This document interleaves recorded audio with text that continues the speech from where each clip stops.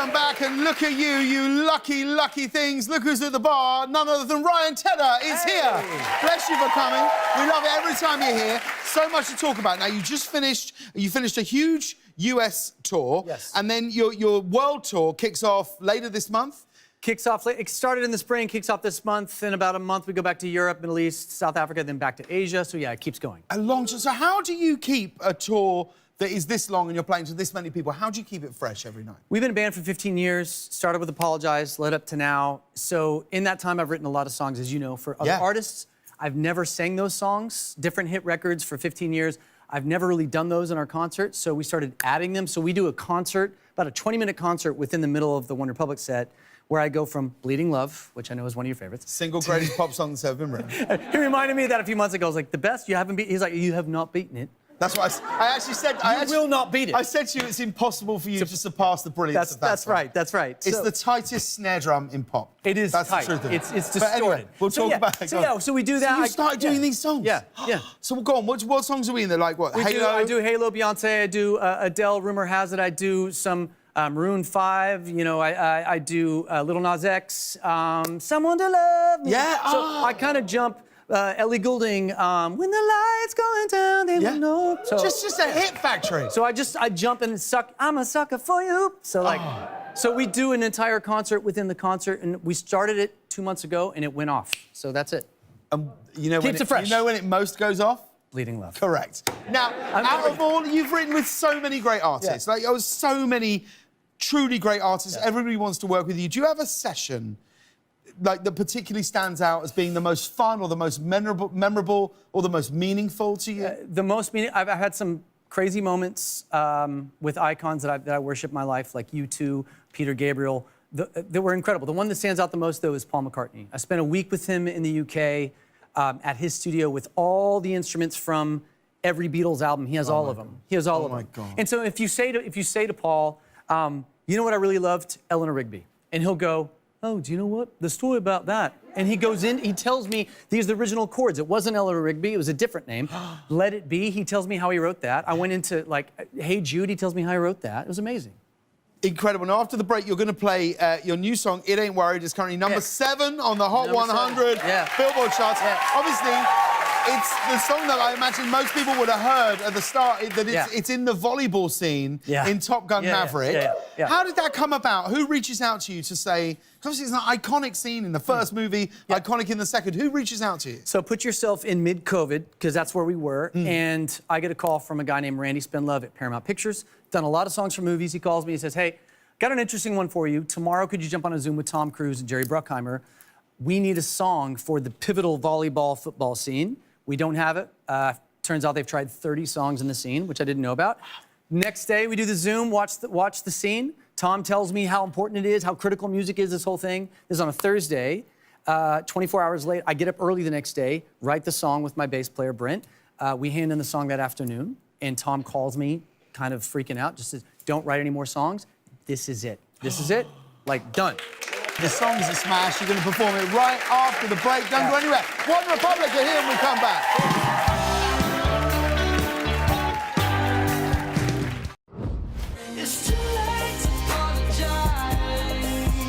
15 years ago, that earnest earworm hit #1 in 10 countries, catapulting OneRepublic from high school mates to the history books.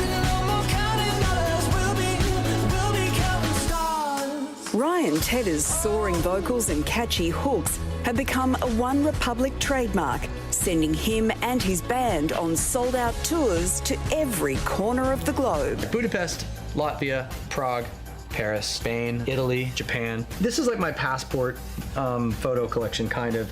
Some people collect stamps or postcards and whatever, and bands tend to get tattoos. I can see a space on your forearm right there for Australia. There's gonna be definitely some ink, and it's not gonna be generic. It's not gonna be like friggin' kangaroo hopping across my arm, which I can't imagine how many Americans have gotten that tattoo. We might have to hold him to that, as OneRepublic have some exclusive news to share. You're coming to Australia soon. Yeah. OneRepublic is going to tour. Tell us. Very excited. We were gonna do it earlier, but you know, there was a pandemic. Oh, yeah. What was was that? Yeah. We start in Southeast Asia. We work our way down to Australia, New Zealand, I believe early March. I think that's when it is, for the first half of March. I know you're a big fan of Australia. What's the first thing you're going to do when you hit the ground? It's so touristy and generic, but I always go down to the rocks with a couple of guys in the band, and we have a beer down there. And then we're going to start our food journey in Sydney. I mean, Melbourne has some phenomenal places too. Brisbane, I believe we're playing as well. We might add an additional date. Just for the food?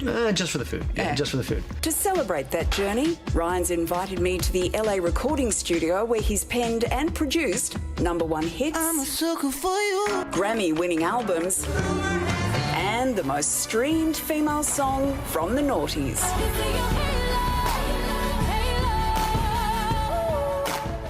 Proving that he can turn anything into a hit. 1, 2, 3, 4. Once upon a time in a dreamland, dreamland. Hold on, I'm gonna make some new chords on. Whoa, my love and I were walking in love. Okay, maybe not anything. Far away. Oh, do it again. His studio is filled with trophies, music memorabilia, and all the tech you'd expect. But what I didn't bank on was a cooking lesson. Okay, I'm a chef.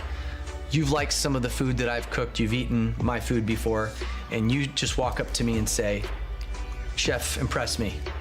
That's one type of artist. Then you have Beyoncé's, of the world, the Taylors of the world, who go, all right, so I don't want dairy. I love mushrooms. If it is meat, medium to medium well. So if you send me all the things you're allergic to, right? Chef can't use this, I'm allergic to nuts, I'm allergic to dairy. Cool, you just eliminated like 90% of the things that I'm not gonna waste my time on, and I'm only gonna do this. Ryan's tried and tested songwriting recipe is even more prevalent in OneRepublic's latest hit, I Ain't Worried. I got a call just saying, hey, I got a crazy one for you. Could you hop on a Zoom tomorrow or a FaceTime or whatever with Tom Cruise and Jerry Bruckheimer? And I was like, okay, Top Gun, cool. Like, yeah, sign me up. What do you want? He's like, man, we've tried everything. We have this scene, it's the beach scene, and we need a record that actually feels like a hit, that's custom suited for the film. And then I was trying to just explain in words different songs and styles of music that I heard for this moment, and he just kept going, yes, this is, he's like, Jerry, isn't this exactly, I said Beach Boy, I said this is what I want.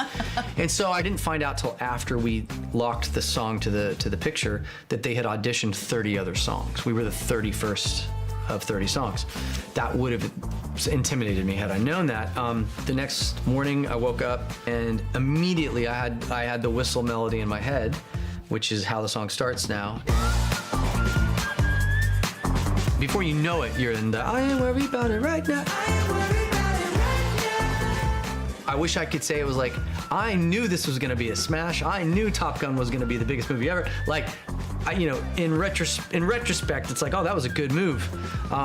It was a Thursday. The stakes were just higher because I'm like, I'm not letting Tom Cruise down. Do you sing along with your own song in the middle there? I just stand up and just loudly, I'm like, it's me! Everybody! Please. I ain't worried about it. You have written for literally everybody and with everybody. Adele, Beyonce, Miley Cyrus, Ed Sheeran, Taylor Swift. How do you separate the way you write a song with, say, Adele and Beyonce and Taylor Swift? Wildly different. When Miley is a great example. I was talking about her yesterday. She always has a raw nerve. If you're in a session with her, she will, in the first 30 minutes, say something that is the song title and that becomes the entire. She literally gives you all the inspiration in the world. It's just like pouring out of her.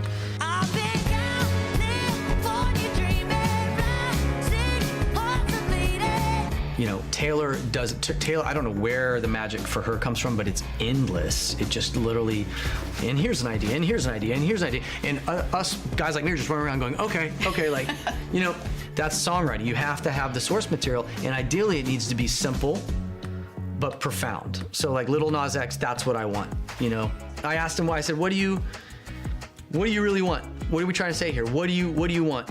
you know, and he kind of, and me and the other writers, and he said, I just want what everybody wants. I want someone to love me. And I was like, I want someone to love me.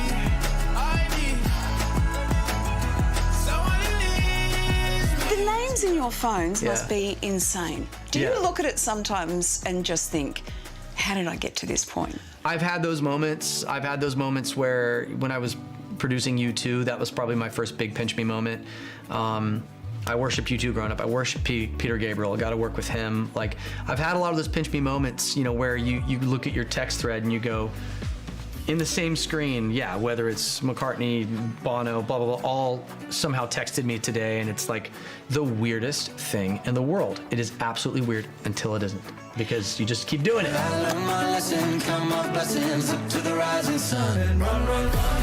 Yeah, that interview should have come with a noise pollution warning. And I should explain too, Ryan said to me that sometimes he gets writer's block and he doesn't finish a song, and I said, well, I once wrote a song when I was 8 and I sang it to him and I got an accompaniment to it. So I now have a Ryan Tedder song of my very own. I'm glad we got that context. Head to our website for more details on OneRepublic's huge 2023 Aussie tour. And for Lisa's tour, follow her on socials. Check out the website.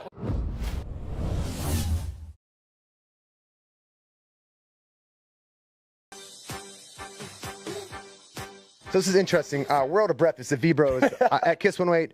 Sold out Jingle Ball. And Ryan Tedder's with us from OneRepublic, and he said he's nervous for this interview right now. Super nervous, man. Like I'm super. Like my hands are sweating. Like almost dropped the damn microphone. I'm like. So we were with her mom just before this. True story. So was I. And we kicked her in the curb to come hang out with you. Just Yeah, I appreciate that. Mikey just stepped right over your comment. Of No, I literally just, you gave me a layup. Thank you. Mikey missed it. Completely missed it. Yeah, that was a little awkward there. Can't believe we were both with her at the same time. Here's the deal. We're back to the Jingle Ball, man. You've accomplished so much over years, so many interviews. What is something that you're most proud of everything you've done? Wow. You know what? You think after that mom Bro, joke, huh? I have the mom joke. You're like full send. Okay. I would say still being like the fact that I would say the fact we're still doing Jingle Balls 18 years in means that we're doing something right. Yeah, doing a lot of things. We're doing a lot of things. For me, it's just like I like culture. I like music. I love it. I'm addicted to it. So for me, it's this constant cat and mouse game and staying ahead of it, catching it, being with it, and just making music that people want to live their lives to and go to concerts, graduate to, get married to, do other things too. Yeah. You know what? Without my mom, please. Without your mom. Yeah, Sans mom. So that's really what it's about. And I'll do it till they send me home. There you go. There's always been a question. I've been a fan of your music for a while, and the question is, when it comes to writing music, how do you make that happen? Because everything you write is gold. It becomes a hit. Like, do you sit in a room and all of a sudden it just comes to you? Do you have a couple of shots of whiskey? Like, how does this happen? And we're asking that because we're going to start a boy This is band. great. Man, let's go. There's a couple of boy bands from Boston. Let's talk about it. Let's talk about it. Some good ones. Whiskey, that's more like in Nashville, like they'll crack beers at noon in Nashville. I can't day drink. I can on vacation. I'm terrible. Like I can't write and day drink. But all jokes aside, the truth of the matter is you hear the hits. You don't hear the other, call it 150 songs I wrote that year that were good, but didn't go viral, didn't land a home. Some of them are hits, but they haven't come out yet. Yeah. So that's the truth of the matter is some of the biggest hits that have played on Kiss 108, for instance, Apologize sat in my hard drive for 4 years. I could go I could go forever. Sucker was 18 months on my hard drive.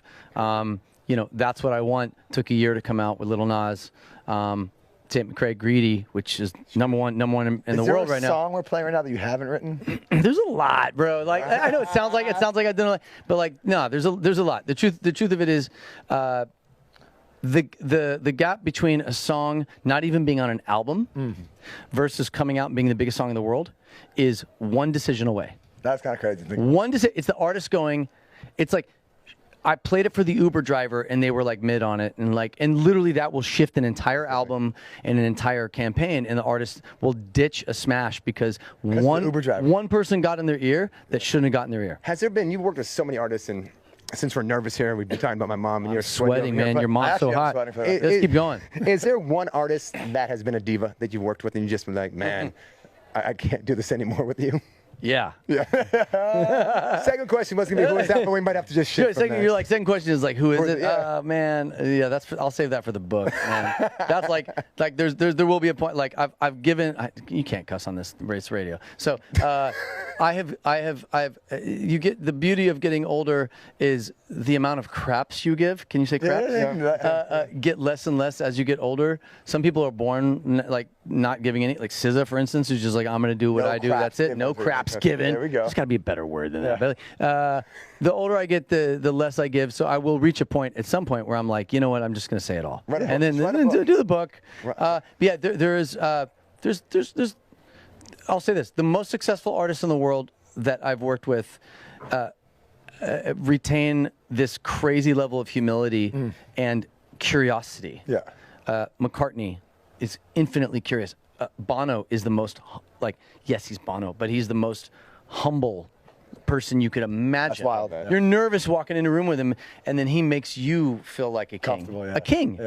So then you have, the worst is like you have new artists who blow up on TikTok, and it's like their crap doesn't stink. So it's like there's everything in between. The nose is kind of like this. Yeah, it's a little bit like that. So we gotta get you out of here, write more hits. So real quick, 18 years, you talked about it.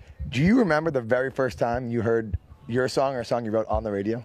Yeah, it was J-Lo. "Do It Well" was the single. It was 2006. It was like this is like a T-shirt. Like it was huge in Japan. Like it was a smash outside. It was a smash outside of America. Like in one year, I had like J-Lo and Natasha Bedingfield with Sean Kingston. "Love Like This" was like 06, right before "Bleeding Love" came out, and so I had like a couple. I call them like mid-charting hits, and I remember driving through LA. Had Kiss FM on, obviously, and J-Lo came on, and she was J-Lo. It was 2005, 2006, and Ludacris opened up the record. Luda, and, like, did his whole thing. And so, like, I pulled over to the side of the road, and I was so hyped, I bought a Quiznos and, like, just passed out. That's awesome. It's amazing. Well, thank you so much for coming by, Jingle Ball. I appreciate you being a part of us. We ditched your mom just for you. So did mine, apparently. Yeah, no, so did I, man. Hanging out backstage, kissing away Jingle Ball, Duncan.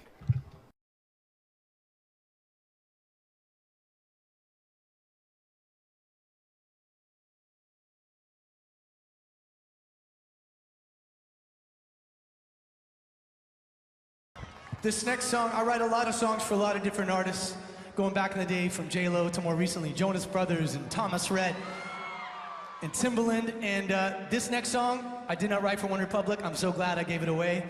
And if you know it, feel free to sing along. I'm happy about this one.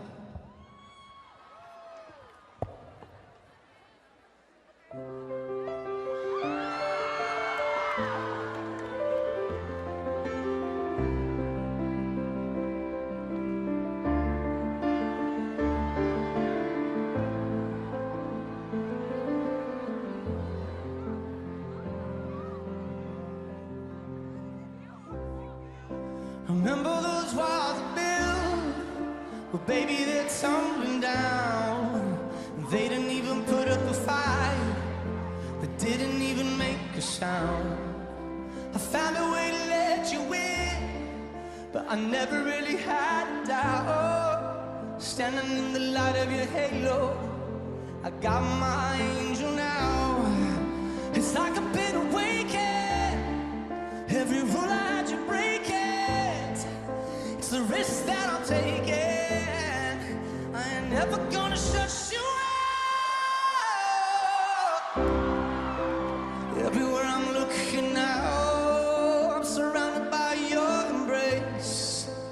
Baby, I can see your halo.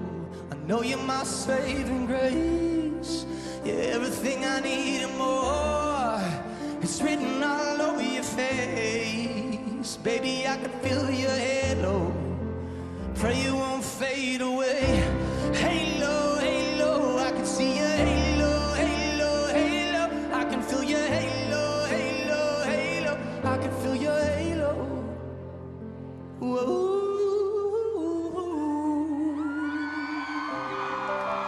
Hit me like a ray of sun, burning through my darkest night. You're the only one that I want. Think I'm addicted to your light. I swore I'd never fall again, but this don't even feel like falling. Gravity can't begin to pull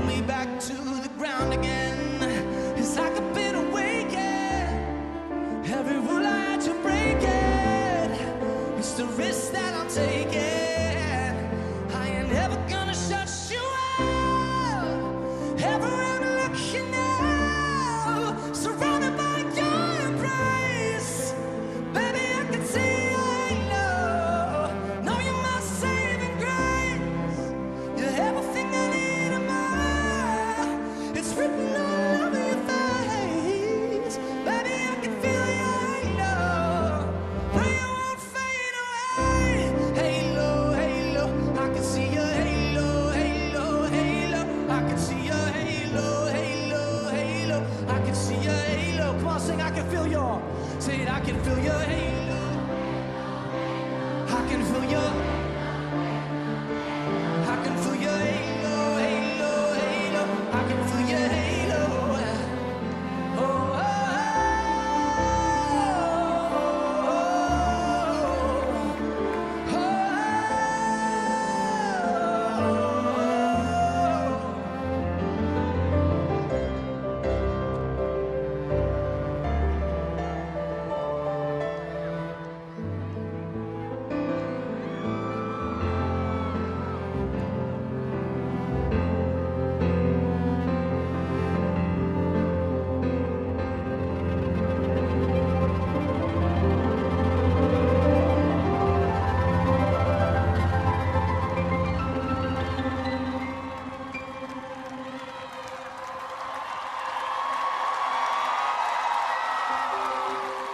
everywhere I'm looking now, I'm surrounded by your embrace.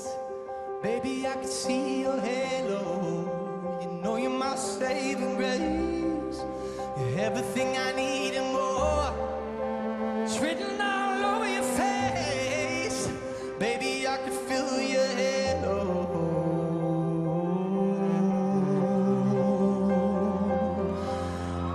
And I pray you won't fade away.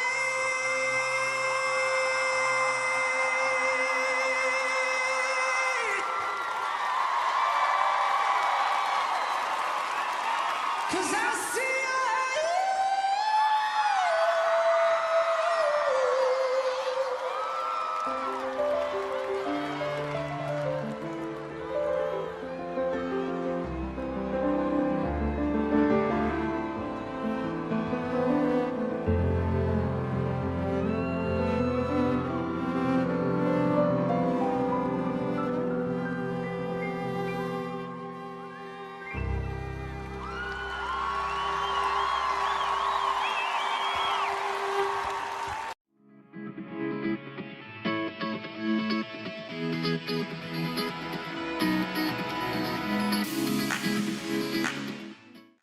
All right. Here we go. Hey, I'm Ryan Tedder, writer, producer, lead singer of OneRepublic, and enrollment for my 30-day monthly class is open now. On that note, I'm gonna go through and listen to some songs that were written and produced and recorded out in my previous classes. I have never heard these. I don't know who wrote them, so I'm just gonna give my honest, this is what I do every single day with the writers that are signed to me or when artists play me songs they're working on for their album. You could change this maybe, or change this note or this lyric here or there. So I'm really excited to get into this. Here we go. The first song is called 20 Something and it's by Aslove and Jordan Shaw. Here we go.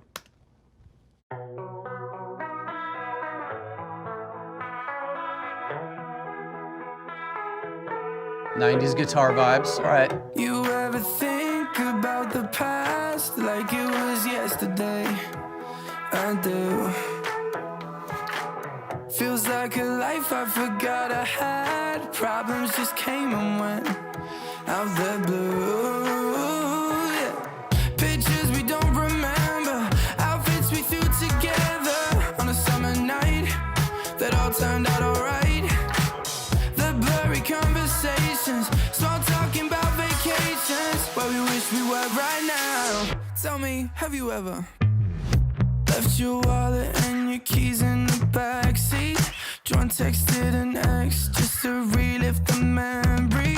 Wished all that your nights was some kind of bad dream.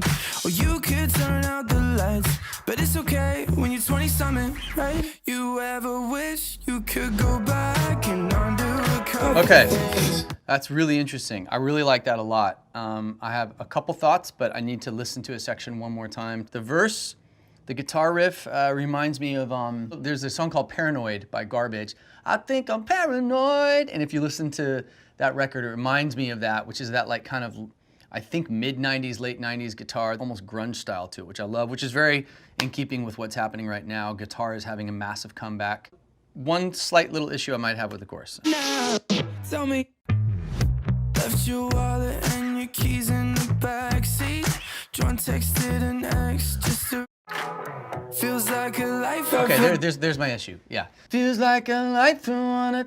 Have you ever getting numb in the backseat? So, giving away the entire chorus melody note for note in the verse.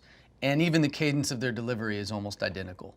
So by the time I get to that chorus, where I want it to explode or give me some new information and give me like a real payoff, it's not really hitting me that way. The programming and the producing, first of all, whoever produced it, the track sounds great. The drum choice is great, the guitar riff is great. The pre-chorus melody is fantastic, the verse is fantastic. When you get to the chorus, you have two options. They're doing a drop chorus, kind of a pump fake, that build in the pre to like suck the, kind of like, think about Charlie Puth attention. You know what I mean? Build, build, build, build, and it's like, you just want attention. And it's a super stripped down. The thing is on the chorus, if you're gonna do a drop chorus, you kind of have to pick a lane production-wise. I think there's a little bit, if you're gonna do a drop chorus, they need to strip it back even more. Like crank that bass and try and just ride the kick and the bass for the first half of the chorus. If you're gonna stick with that same melody that they're doing, have you ever went in a seat? Right here, check it out. There it is. Where we wish we were right now. Tell me, have you ever left your wallet and your keys in the backseat? John texted an ex just to relive the memory. So if you're gonna use the same melody used in the verse, you need to jump the octave and sing, either layer that high octave, do both, what you're doing right there, and then double it a high octave and feature that high octave so it feels like a graduation, like there's, wow, I haven't heard that before. Or, have you ever done it? Like that melody right there, which is great. You could go,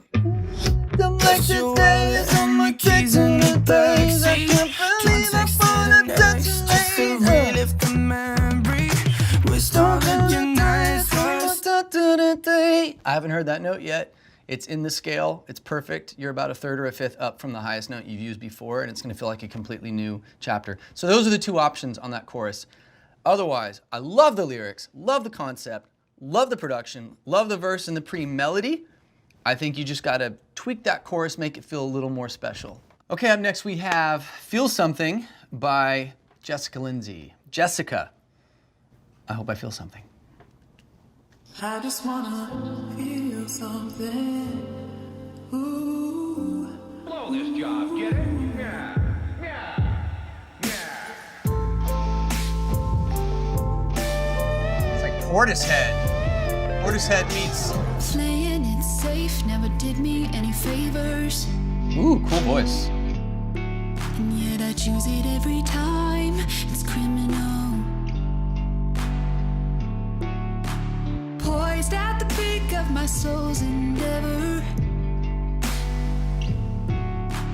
Born to leap yet scared to fall. But I'm done being alone. I just wanna feel something. Come on, make me feel something.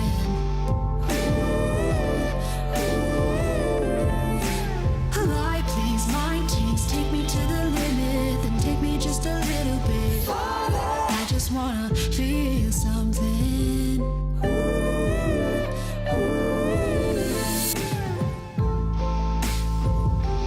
Super cool. Yeah, this is super cool. I want to listen one more time. There's a it sounds like you're in like B. I don't know if you're in. It sounds like A, B flat B. There's a note in the scale that you hit in the verse that's not in the scale. And I don't know if it was on purpose or what it was, but it definitely is a bit of my only real red flag melodically, because it kind of pulled me out of the song for a second. Make sure I'm not imagining things. Reminds me of London Grammar, which is a British group I worked with a number of years ago. And the vocal at the beginning of this, for a second I thought it was the singer from London Grammar, which...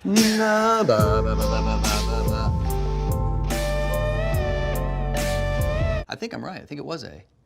Yeah. So we're in A. So now this helps me a little bit. And yet I choose it every time. It's criminal. Great. Lyric melody's great. Poised at the peak of my soul's. Poised at the peak. Ba ba ba ba ba ba ba. Yeah. That note. I feel like it was a choice I applaud you for the choice, but it's like it rubs. There's like a pleasant dissonance and there's unpleasant dissonance. For me, that's a little unpleasant. I would probably avoid that note in the scale.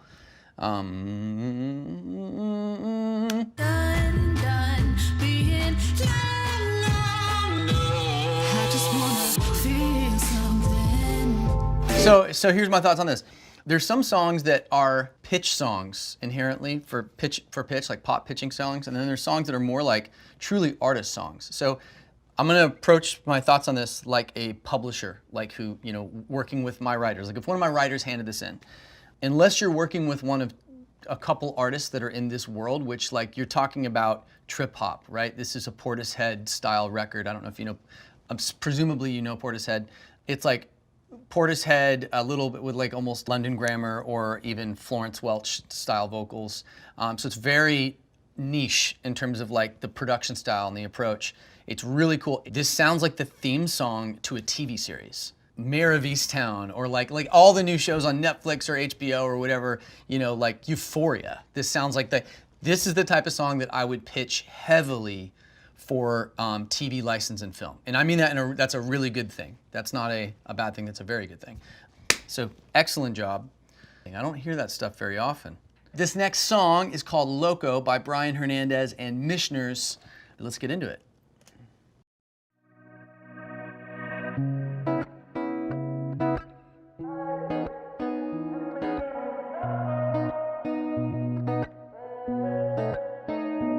Me encantaría dormir con tu sonrisa todos los días y levantarme a tu lado, oh, amor de mi vida, probar tu más profundo, tu agua bendita. Me encantaría dormir con tu sonrisa. Y me gusta que tú te vistas y que salgamos hasta el amanecer y me tiene loco. I love this.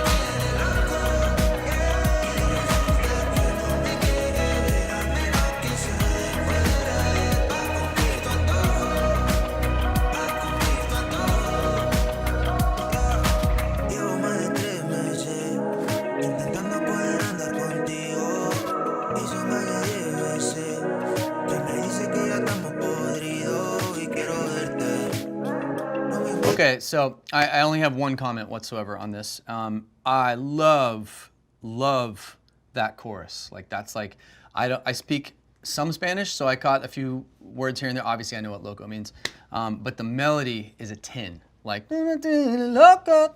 That's gonna be stuck in my head the rest of the day. Really cool. I work on a lot of Latin records and Latinx in both in Spanish and Portuguese. I work with Mauricio and Andres a lot, who are the top 2 producer-writers in all of the Latin world.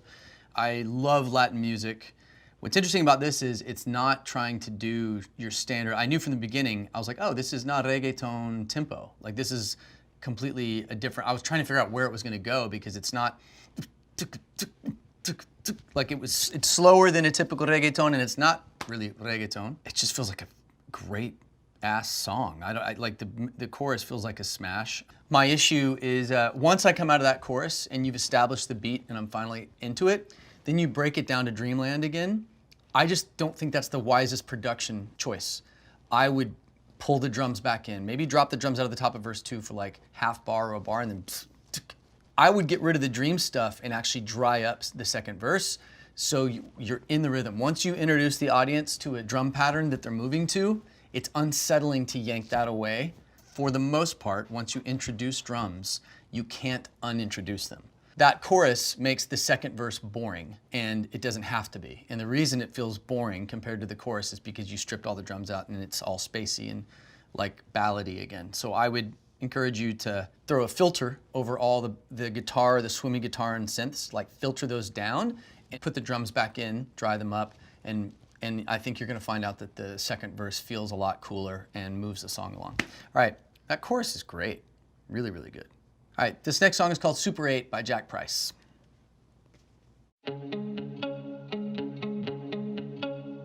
I remember when we first met in the cafeteria, a sci-fi novel in your hands, a pencil in your galaxy good. Baby, we've got 60-something years. We got time, just tell me what you wanna hear. In the backseat of your mother's car, we were chasing stars through the window, and I hope our dates on a Super 8, so the days like these will last forever.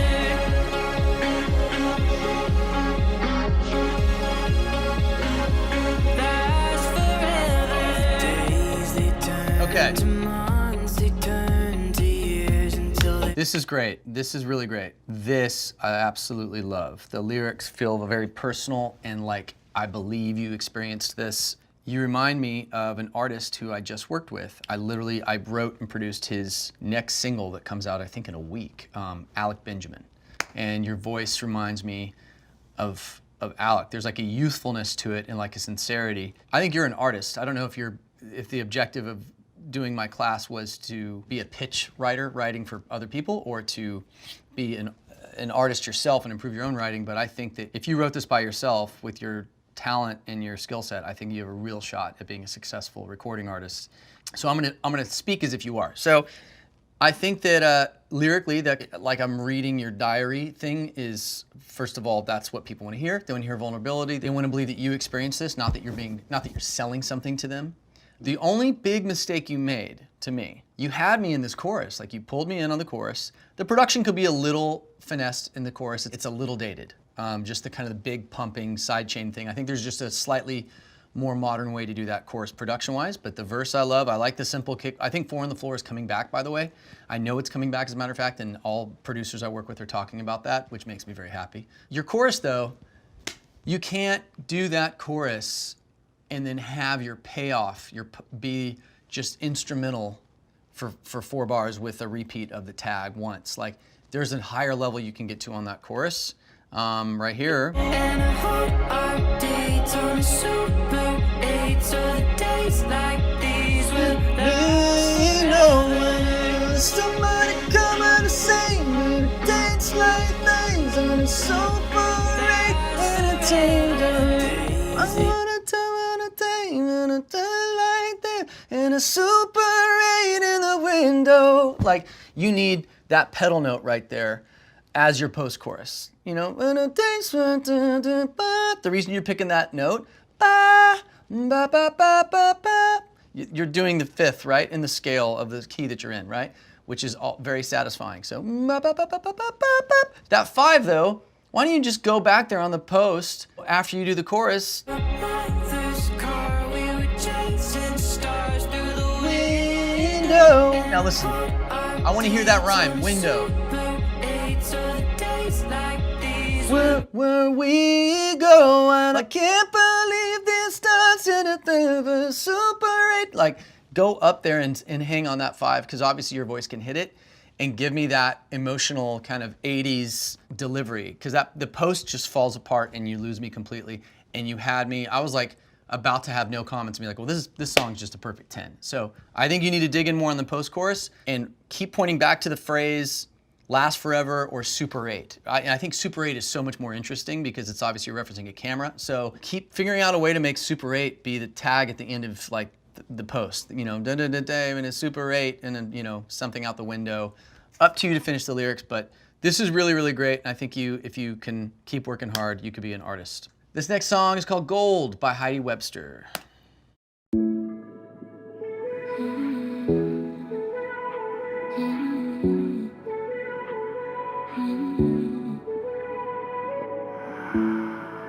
Everyone's looking for treasure. You find a map, you find a road that leads you nowhere. Just looking in empty spaces. You find your soul, you find your worth in other faces. And if you would have known that in a bed of stones you are the gold, flickering in the night through the water, through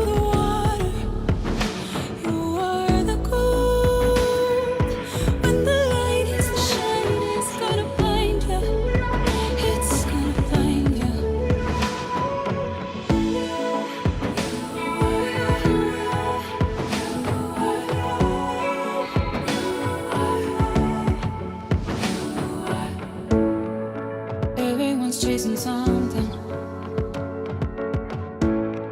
to fill you up. Okay. Give you more, just more of nothing. You have a great voice. I feel like you might be an artist or an aspiring artist. I'm gonna make a few references here because that's how I operate. Hopefully none of these offend you because I think they're all successful, great artists. There's an element of Imogen Heap in what you're doing. There's a little bit of Rachel Platten in the lyrical concept, and then there's a little bit of Sarah McLachlan and like your ethereal kind of angelic voice, which I think is incredible. I have no comments on the verse and the chorus. I think the production could be cooler and more modern, but the drum pattern's right, and the idea behind it, the fundamentals behind the production is right. I think sound selection could be a little more expansive and bigger. Verse in pre is great, super interesting. Like it's unique. It's not copying anything, which I think is great. Chorus is great. I had this issue with the previous song. I have it with this one too. When you get to the end of this chorus, It's gonna find you. like, you don't need that post-chorus. Go straight into verse 2. And verse 2 should be 4 on the floor. Don't try to keep that pattern going in verse 2. It's too busy and too complicated. Just those two things alone, I think, are gonna really shape up this song tremendously. But overall, killer. All right, this song is called I Could Use a Beach by Dave Cohen.